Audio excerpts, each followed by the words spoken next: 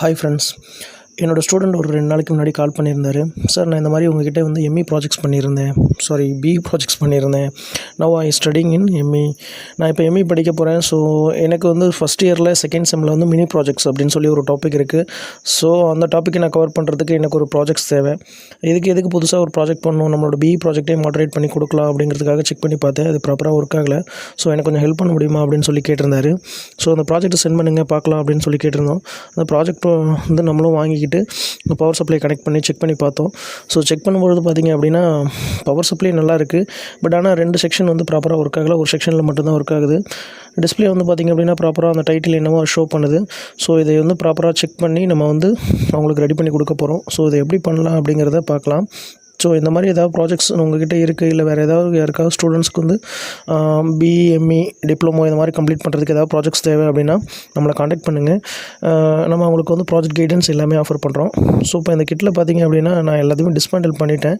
இதில் வந்து power supply தான் ப்ராப்ளம் அப்படிங்கிறத நம்ம ஆல்ரெடி செக் பண்ணி பார்த்துருந்தோம் இல்லைங்களா. ஸோ அந்த செக்ஷன் வந்து ஒரு செக்ஷன் வந்து கட் பண்ணி எடுத்துக்கிட்டோம். ஃபஸ்ட்டு வந்து அந்த ட்ரான்ஸ்ஃபார்மர் நல்லா இருக்கா இல்லையா அப்படிங்கிறத செக் பண்ணலாம் அப்படிங்கிறதுக்காக பவர் சப்ளை கூட கனெக்ட் பண்ணிட்டேன். ஸோ கனெக்ட் பண்ணிவிட்டு நெக்ஸ்ட்டு வந்து பார்த்திங்க அப்படின்னா அதோட செகண்டரி இருக்கு இல்லைங்களா. ஸோ அதை வந்து ஸ்ட்ரிப் பண்ணி எடுத்துக்கிட்டு வோல்டேஜ் ப்ராப்பராக இருக்கா அப்படிங்கிறத செக் பண்ணுறதுக்காக கனெக்ட் பண்ணியிருக்கேன். ஸோ இப்போ வோல்ட்மீட்டரில் வந்து நம்ம வோல்டேஜ் மோடு, அதாவது டிசியில் வோல்டேஜ் மோடை செட் பண்ணிக்கலாம். இப்போ நம்ம அந்த டெர்மினல் கூட கனெக்ட் பண்ணும்பொழுது நமக்கு ப்ராப்பராக வந்து ஒரு 12 வோல்ட் கிடைக்கணும். ஸோ எவ்வளோ கிடைக்குது அப்படிங்கிறத நம்ம செக் பண்ணி பார்க்கலாம். ஸோ இப்போ நான் கனெக்ட் பண்ணும்பொழுது எனக்கு வந்து பார்த்திங்க அப்படின்னா வோல்ட்மீட்டரில் எந்த வித வோல்டேஜ் ஃப்ளிக்கரிங்கும் இல்லை. ஸோ ஜஸ்ட்டு ஏதாவது கனெக்டர் ப்ராப்ளம்ஸாக இருக்காங்கிறதுக்காக ஷேக் பண்ணி பார்த்தேன். எந்த வித லூஸ் கான்டாக்ட் இந்த மாதிரி எதுவும் இல்லை. ஸோ ட்ரான்ஸ்ஃபார்மர் போயிருக்கலாம், அப்படி இல்லைனா பவர் கார்டு ஏதாவது போயிருக்கலாம். ஸோ இது ரெண்டுத்தில் ஏதோ ஒன்று தான் ப்ராப்ளம் அப்படிங்கிற மாதிரி இருக்குது. ஸோ நெக்ஸ்ட்டு என்ன பண்ணுறேன் அப்படின்னா அந்த கேபிளை வந்து எடுத்து பார்க்கும்பொழுதே நான் ஃபீல் பண்ணேன். ஸோ லைட்டாக ஹீட் இருந்துச்சு. ஸோ ட்ரான்ஸ்ஃபார்மர் தான் போயிருக்க வாய்ப்பு இருக்குது அப்படிங்கிற மாதிரி இருந்துச்சு. ஸோ அந்த பவர் கார்டில் எந்த வித டேமேஜும் இருக்கிற மாதிரி தெரியல. ஸோ இதை கட் பண்ணி நம்ம எடுத்து என்ன ஏதுன்னு செக் பண்ணி பார்த்தோம் அப்படின்னா நமக்கு தெரிஞ்சிடும். ஸோ யூஸ்வலாகவே உனக்கு ஜென்ரலாக தெரிஞ்சது வந்து பார்த்திங்க அப்படின்னா நம்ம ட்ரான்ஸ்ஃபார்மரோட ப்ரைமரி சைடில் வந்து மல்டிமீட்டர் வந்து பஸர் மோடில் வச்சுட்டு செக் பண்ணி பார்த்தோம் அப்படின்னா நமக்கு ரீடிங் காமிச்சிச்சு அப்படின்னா காயில் நல்லா இருக்குது, அதாவது ப்ரைமரி காயில் நல்லா இருக்குது அப்படின்னு அர்த்தம். ஸோ நான் கனெக்டிவிட்டி மோடில் வச்சு செக் பண்ணி பார்த்தேன். எந்த வித பீப் சவுண்டும் இல்லை, எந்த வித ரீடிங்கும் சேஞ்சஸ் ஆகலை. ஸோ அப்போலேருந்து நம்ம இப்போ ட்ரான்ஸ்ஃபார்மர் போயிடுச்சுங்கிறத கன்ஃபார்ம் பண்ணிக்கலாம். ஸோ இப்போ இந்த மெயினாக போன இந்த ட்ரான்ஸ்ஃபார்மரை நம்ம என்ன பண்ணலாம் அப்படின்னா போர்டிலேருந்து டிஸ்மேண்டில் பண்ணி தனியாக கழட்டி எடுத்துகிட்டு நம்ம புதுசாக மாற்ற போகிறோம். ஸோ இப்போ இந்த ட்ரான்ஸ்ஃபார்மரை கழட்டி அதிலேருந்து எடுத்துக்கிடலாம்.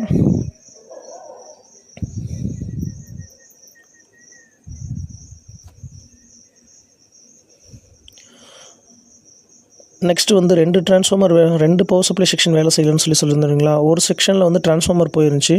நெக்ஸ்ட் செக்ஷனில் பார்த்திங்க அப்படின்னா அந்த பவர் சப்ளை போர்டில் டெர்மினல் வந்து கரெக்டாக வந்து ப்ராப்பராக பொருந்தலை. ஸோ ஆக்சுவலி வந்து நான் வோல்டேஜ் ரெகுலேட்டர் தான் போயிருக்குமோ அப்படிங்கிறதுக்காக திரும்பவும் மல்டிமீட்டர் எடுத்து கனெக்ட் பண்ணி செக் பண்ணலாம் அப்படிங்கிறதுக்காக எடுத்தேன். ஸோ பவர் சப்ளை கூட கனெக்ட் பண்ணிவிட்டு எவ்வளோ வோல்டேஜ் வருது அவுட்புட்டு அப்படிங்கிறதுக்காக செக் பண்ணுறதுக்காக எடுத்திருந்தேன். ஸோ வோல்டேஜ் ரெகுலேட்டரில் வோல்டேஜ் வந்து வரலை. ஆக்சுவலி என்ன அப்படின்னா வோல்டேஜ் ரெகுலேட்டருக்கு இன்புட்டுக்கு போகிற டெர்மினல் வந்து லூஸ் கான்டாக்டாக இருந்துச்சு. ஸோ நான் பவர் சப்ளை கூட கனெக்ட் பண்ணியிருக்கோம், ஜஸ்ட் கை தெரியாமல் அதில் பட்டுச்சு. ஸோ அப்போ வந்து ஃப்ளிக்கரிங் ஆனதுலேயே கண்டுபிடிச்சிட்டேன். ஸோ அந்த இடத்துல லூஸ் கான்டாக்ட் இருக்குது அப்படின்னு சொல்லிட்டு ஸோ உடனே வந்து இந்த லூஸ் கான்டாக்டை சரி பண்ணுறதுக்காக நம்மளோட சால்ட்ரிங்கை ஆன் பண்ணி அந்த ட்ரை சால்ட்ரிங்கை வந்து கிளியர் பண்ணிக்கலாம். ஸோ இதில் வந்து ட்ரான்ஸ்ஃபார்மர் நல்லா தான் இருக்குது, பவர் சப்ளையும் நல்லா தான் இருக்குது. ஸோ ஜஸ்ட்டு வந்து அந்த ட்ரை சால்ட்ரிங் இருக்கிறத மட்டும் கிளியர் பண்ணால் போதும் அப்படிங்கிற ஐடியாவுக்கு வந்தாச்சு. ஸோ சால்ட்ரிங்கை வச்சு அந்த ட்ரை சால்ட்ரிங்கை வந்து கிளியர் பண்ணிக்கிறேன். எப்போதுமே நீங்கள் வந்து சால்ட்ரிங் பண்ணும்பொழுது ப்ராப்பராக பண்ணுங்கள், ஓகேங்களா. ஏன்னா இந்த மாதிரி ஏதாவது ட்ரை சால்ட்ரிங் வந்து நம்ம வந்து பண்ணும்பொழுது பக்கத்தில் இருக்க இந்த டெர்மினல் மேலேயும் எதுவும் ஷார்ட் ஆகாமல் பார்த்துக்கணும். ஸோ இப்போ நம்ம சால்ட்ரிங் முடிஞ்சு நம்ம அந்த போர்டை வந்து ஆஸ் யூஷுவல் ஒரு செக்கப்புக்காக இப்போ 2 செக்ஷன் மட்டும்தான் இருக்குது, ஒரு செக்ஷனில் ட்ரான்ஸ்ஃபார்மரே இல்லை. அதை வந்து ஜஸ்ட்டு சும்மா செக் பண்ணுறதுக்காக நம்ம பண்ண ட்ரான்ஸ்ஃபார்மரும் நம்ம அந்த கரெக்ட் பண்ண அந்த ட்ரை சால்ட்ரிங்கும் ப்ராப்பராக ஒர்க் ஆகுது அப்படிங்கிறதுக்காக 2 செக்ஷன், அதாவது ஜென்ரேட்டர் சோலார் இந்த 2 செக்ஷன் மட்டும் சும்மா செக் பண்ணி பார்த்தேன். ஸோ கனெக்ட் பண்ண உடனே ஃபஸ்ட்டு லோடு வந்து சோலாரில் ஒர்க் ஆகுது.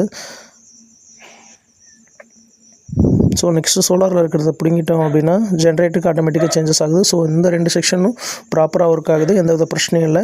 அந்த ரிலே ட்ரிப் ஆகிற ஃபங்க்ஷனை வச்சு நம்ம பார்த்துக்கலாம். இது வந்து ப்ராப்பராக ஒர்க் ஆகுது. ஈவன் நம்ம டிஸ்பிளேலையும் நீங்கள் பார்த்தீங்க அப்படின்னா அந்த லோடு சேஞ்சஸ் ஆகிறது நமக்கு தெரியும். ஸோ இப்போ இந்த 2 செக்ஷன்லேயும் எந்த பிரச்சனையும் இல்லை. ஸோ நெக்ஸ்ட் நம்ம பார்த்த வேண்டியது பார்த்திங்க அப்படின்னா புதுசாக ஒரு டிரான்ஸ்ஃபார்மர் வாங்கி இதுக்கு சேஞ்ச் பண்ணணும். நான் இந்த டிரான்ஸ்ஃபார்மர் வந்து பார்த்திங்க அப்படின்னா 12 வோல்ட் 1 ஆம்ப் ரேட்டிங் தான். ஆக்சுவலி இதுலேயும் இருக்கிறதும் 12 வோல்ட் 1 ஆம்ப் ரேட்டிங் தான், அதே மாதிரி டிரான்ஸ்ஃபார்மர் தான், பட் வேறு மாடல். ஓகேங்களா? ஸோ இதை வாங்கி நான் ரீப்ளேஸ்மெண்ட் பண்ணுறேன். இந்த டிரான்ஸ்ஃபார்மர் பார்த்திங்க அப்படின்னா ஒரு 150 ருபீஸ் வந்துச்சு. ஸோ நான் ப்ரைமரி சைடில் வந்து பார்த்திங்க அப்படின்னா பேட்ச் கார்டை வந்து ஸ்லீவ் எடுத்து கனெக்ட் பண்ணுறேன். ஸோ ப்ராப்பராக கனெக்ட் பண்ணிக்கோங்க, ஏன்னா இதில் தான் 230 வோல்ட் பவர் சப்ளை பாசஸ் ஆக போகுது. ஸோ ஈவன் நம்ம வந்து டெமான்ஸ்ட்ரேட் காமிக்கிறப்பையோ இல்லை வேறு ஏதோ யூஸ் பண்ணும்பொழுது மேலே கைப்பட்டு நமக்கு வந்து ஷாக் அடிக்கவோ இல்லை வேறு ஏதாவது ஷார்ட் சர்க்யூட் ஆகிறதுக்கோ வாய்ப்பு இருக்குது. ஸோ ஒன்ஸ் அண்ட் ட்வைஸ் நம்ம என்ன பண்ணலாம் அப்படின்னா டேப் அடித்து ப்ராப்பராக நம்ம வந்து மேலே டேப் அடித்து கவர் பண்ணிக்கலாம்.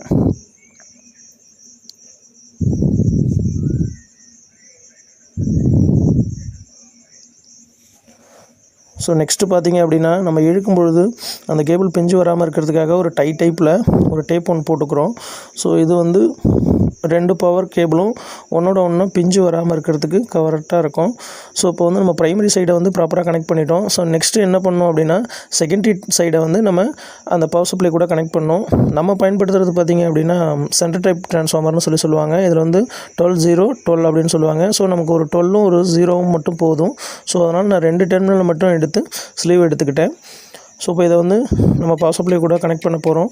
ஸோ ஈவன் வந்து நம்ம சால்ட்ரிங் எடுக்கிறதுக்கு முன்னாடி சால்ட்ரிங் பண்ணுறதுக்கு முன்னாடி நம்ம என்ன பண்ணணும் அப்படின்னா அந்த சால்ட்ரிங் பேஸ்ட்டில் வந்து டிப் பண்ணி ப்ராப்பராக நம்ம வந்து மோல்டிங் பண்ணிவிட்டு பண்ணோம் அப்படின்னா சால்ட்ரிங் வந்து ஸ்மூத்தாக வரும்.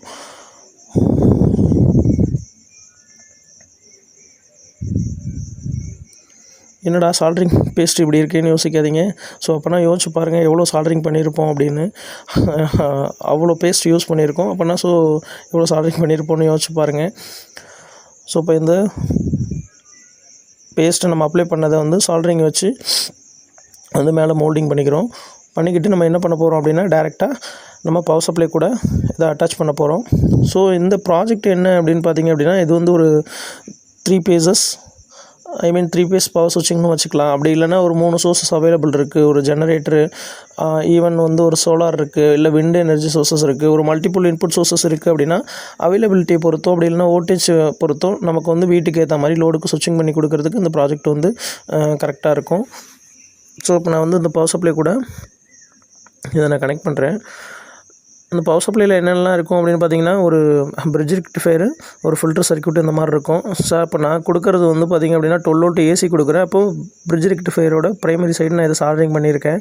ஸோ சால்ட்ரிங் பண்ண உடனே இப்போ பண்ணது ப்ராப்பராக இருக்கா அப்படின்னு செக் பண்ணுறதுக்காக ஜஸ்ட் ஒரு டெமான்ஸ்ட்ரேட் செக் பண்ணுறதுக்காக நான் இப்போ பவர் சப்ளை அதில் கனெக்ட் பண்ணி செக் பண்ணி பார்க்க போகிறேன்.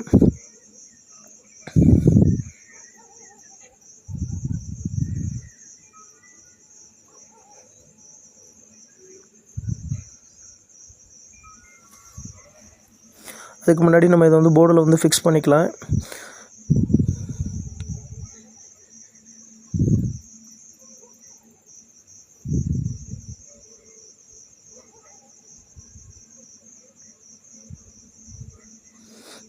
ஓகே, கனெக்ட் பண்ணோடனே அப்போ ட்ரான்ஸ்ஃபார்மர் ப்ராப்பராக ஒர்க் ஆகுது, பவர் சப்ளையும் ப்ராப்பராக ஒர்க் ஆகுது, நமக்கு டிஸ்பிளேவும் ஆன் ஆகிடுச்சு.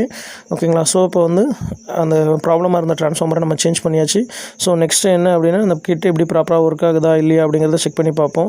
ஸோ இப்போ இந்த 2 செக்ஷனையும் மாற்றி டர்ன் ஆன் பண்ணி பார்க்கும்பொழுது ரிலே வந்து சேஞ்சஸ் ஆகுது. So generator solar to main to solar அப்படிங்கிறது சுவிட்சிங் ஆகிறது நமக்கு தெரியும். வீடியோவில் பார்த்தீங்கன்னாலே தெரியும்.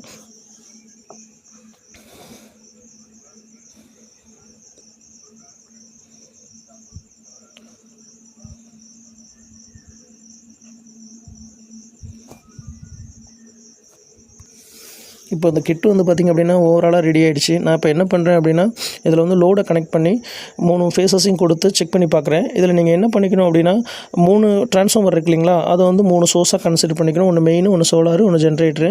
ஸோ வந்து காமன் வந்து நான் இதில் வந்து ஒரு பவர் கேபிள் கொடுத்துருக்காங்க இல்லையா, அது சோர்ஸ். ஓகேங்களா? ஸோ அதை எல்இடிக்கு கொடுக்கும்பொழுது இப்போ நான் என்ன பண்ணுறேன் அப்படின்னா கிட்ட ஆன் பண்ணியாச்சு. இந்த சுவிட்சில் நீங்கள் பார்த்தீங்க அப்படின்னா இதில் வந்து ஜென்ரேட்டர் மட்டும்தான் ஆனில் இருக்குது. ஸோ அதனால் அங்கே டிஸ்பிளேயில் வந்து டைரெக்டாக பவர் வந்து லோடு வந்து ஜென்ரேட்டரில் ஒர்க் ஆகிட்டுருக்கு. இதுக்கு நெக்ஸ்ட் வந்து நான் சோலார் ஆன் பண்ணுறேன். ஸோ நெக்ஸ்ட்டு சோலார் ஆன் பண்ணும்பொழுது நெக்ஸ்ட்டு சோலாருக்கு சேஞ்ச் ஆகிடுச்சு. இதில் எப்படி ப்ரிஃபரன்ஸ் கொடுத்துருக்கோம் அப்படின்னு பார்த்தீங்க அப்படின்னா, ஃபஸ்ட்டு மெயின் அவைலபிலிட்டி இருந்தால் மெயின்லேருந்து எடுத்துக்கணும். அது அவைலபிலிட்டி இல்லாதப்போ எய்தர் சோலார் ஆர் ஜென்ரேட்டர்லேருந்து ஒர்க் ஆகணும் அப்படிங்கிற கான்செப்டில் இது பண்ணியிருக்கு. ஓகேங்களா? ஸோ இப்போ அது solar to generator to solar மாறுறது நீங்கள் பார்த்துட்டீங்க. நெக்ஸ்ட்டு மெயின் ஆன் பண்ணோடனே டைரெக்டாக பவர் வந்து மெயின் ரிலேவில் ஆன் ஆகிடுச்சு. இப்போ ஈவன் நம்ம வந்து ஜென்ரேட்டர் சுவிட்ச் ஆஃப் பண்ணாலும் ஆன் பண்ணாலும் எந்த வித ஃப்ளிக்கரிங் சேஞ்சஸும் இருக்காது. பிகாஸ் இப்போ லோடு வந்து பார்த்திங்க அப்படின்னா மெயின் டெர்மினலில் ஒர்க் ஆகிட்டு இருக்குது. ஸோ அதனால் இந்த சுவிட்சஸ் ஆன் ஆஃப் பண்ணும்பொழுது எந்தவித லோடில் எந்தவித சேஞ்சஸும் இருக்காது. ப்ராப்பராக சோர்ஸ் இருக்கிறது மெயினில் தான் இருக்குது. ஸோ இப்போ நான் என்ன பண்ணுறேன், மெயின் ஆஃப் பண்ணிட்டேன். ஸோ நெக்ஸ்ட்டு பார்த்திங்க அப்படின்னா ஆட்டோமேட்டிக்காக இப்போ சோலாருக்கு சேஞ்ச் ஆகிடுச்சு ரிலே. ஓகேங்களா? ஸோ மெயின் இல்லை, அப்போ சோலார்லேருந்து அது பவர் எடுத்துக்கிட்டு இருக்குது. ஸோ நெக்ஸ்ட்டு நான் ஜென்ரேட்டர் ஆஃப் பண்ணாலும் எந்தவித சேஞ்சஸும் இருக்காது. Because load running in solar. ஓகேங்களா? ஸோ இந்த மாதிரி என்ன அவைலபிலிட்டி ஹெல்த்தி சோர்ஸ் இருக்கோ அதிலேருந்து அது ஆட்டோமேட்டிக்காக எடுத்து ரன் ஆகிட்டே இருக்கும். நமக்கு ஈவன் பவர் சப்ளை லூஸ் ஆனாலும் நமக்கு என்ன சோர்ஸ் அவைலபிலிட்டி இருக்கோ அந்த சோர்ஸ்லேருந்து அது ரன் ஆகிட்டே இருக்கும். ஸோ இந்த ப்ராஜெக்ட் ஓவரால் ரன்னிங் கான்செப்ட் இது தான். ஸோ தேங்க்ஸ் ஃபார் வாட்சிங். வீடியோ பிடிச்சிருந்துச்சி அப்படின்னா சப்ஸ்கிரைப் பண்ணுங்கள். இந்த மாதிரி எலக்ட்ரானிக்ஸ் ஓரியன்டான வீடியோஸ் பார்க்குறதுக்கு நம்ம சேனலை சப்ஸ்கிரைப் பண்ணி வச்சுக்கோங்க. ஃப்யூச்சரில் இன்னும் நிறையா சென்சார் ஓரியன்டான ப்ராஜெக்ட்ஸும் நம்ம அப்லோட் பண்ணியிருக்கோம்.